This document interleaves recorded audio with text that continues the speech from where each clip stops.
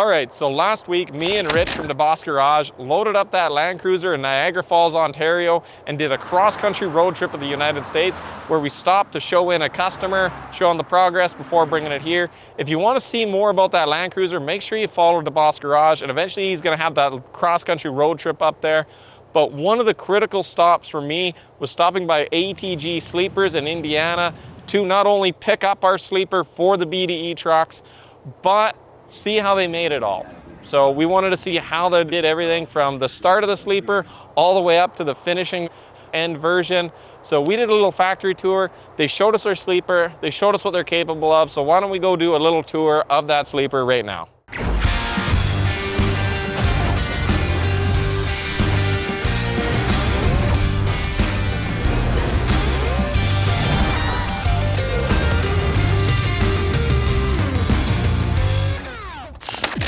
So today we have stopped on the road trip. First stop of the morning was ATG Custom Sleeper. Our sleeper's ready. We're gonna go inside there and have a look at her and pick her up.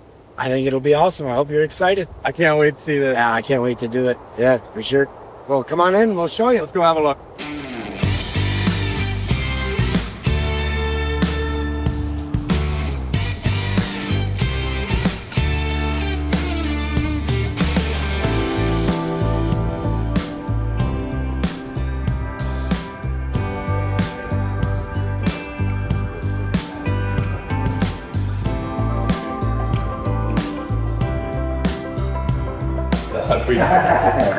This one's natural like yours.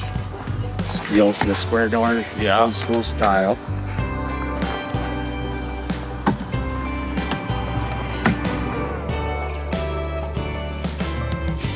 So this one has what they call a happy jack upper bed. So the upper bed, when you need it, you push a button that lowers out of the ceiling.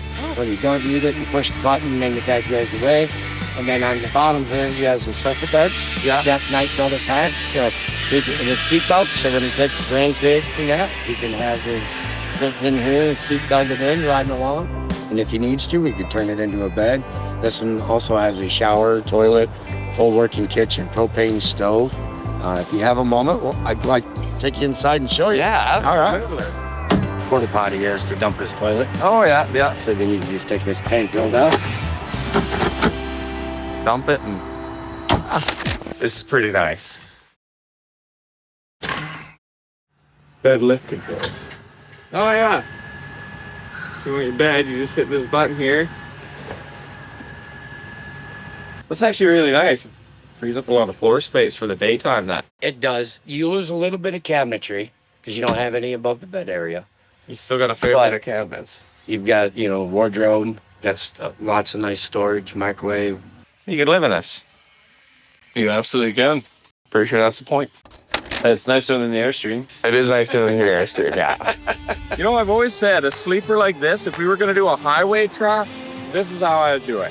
Especially with the hybrid, with all the extra power, like heated floors, you could put in a little electric stove, on-demand electric hot water. You could do a lot of things. The only problem is you can't have a sleeper like this in Canada. Our wheelbase laws aren't quite as flexible in the States. So we can't go this long in wheelbase in a tractor in Canada. So what you'd have to do is you'd have to make it a cab over and then bring that sleeper forward. If I was gonna do something, I would definitely, like for a highway truck, focus on the driver comfort like that. That is an amazing thing. So this guy behind me here, he ordered everything custom by hand? He did, yep. So he called in and said, hey, this is kind of what I'm looking for. I want a 120. I want some of these amenities. Having a few conversations back and forth with him, emails and such. We came up with a design that he liked. We laid it all out, worked for him. Once we got that, he was good. He picked out what size TV, what kind of bed, what other options he wanted. It's all entirely up to the customer because we build per the individual, not for the industry, like a factory bought. That's what was really nice, is we were able to sit down for our sleeper and go through exactly what we wanted, the exact width, the exact height. We were able to match the height of our sleeper to make sure it matches the height of the truck, make sure the door in the back of our cab lines up with the door in that sleeper well, make sure that, like, okay, we want a little coat hanger, but I also want a little shelf, a little bed. I was able to go talk to Joel and DJ from Royal. They were able to tell me exactly what they wanted in their sleeper. I was able to relay that over to ATG here, and they were able to build exactly what our customer wanted. Okay, so we're here at Alliance Truck Group, and this is the first sleeper we've had built. So this one is for the Royal Oilfield winch tractor that we're going to be building. Honestly, it looks really, really good. We got the doors on the side of the sleeper. They're matching the doors on the side of the truck. Leather interior to match, and they give us extra leather in here, which means that we can do the headliner of the cab with the exact same material. So I'm stoked. You have no idea how happy I am to see this and like how nice this thing is. It never comes across in the video, but this thing is really nice.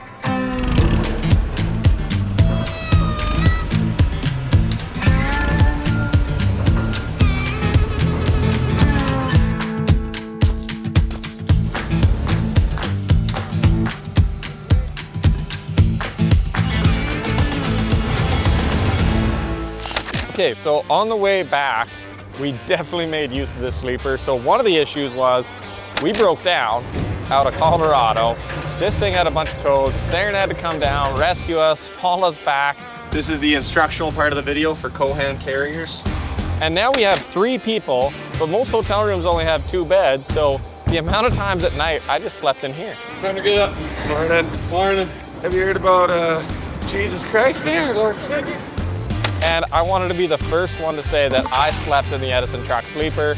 So I was able to climb in there, have a couple good sleeps. I can attest that it is pretty comfy. It feels great to sleep in. And we were told by a trucker in the States that it was legal to ride because it's being pulled with a gooseneck and not a pintle hitch, that you were allowed to sleep in a trailer in some states. So when we were in those states, I hopped in here, had a little nap going down the road so that I was fresh to drive later into the night. So I logged officially on my logbook sleeper berth while riding in the back of the sleeper. And honestly, I gotta say, trekking across the United States, having all these windows out of the sides, it had to be some pretty nice views. I'm also pretty sure Theron was the first person to jerk off in the sleeper.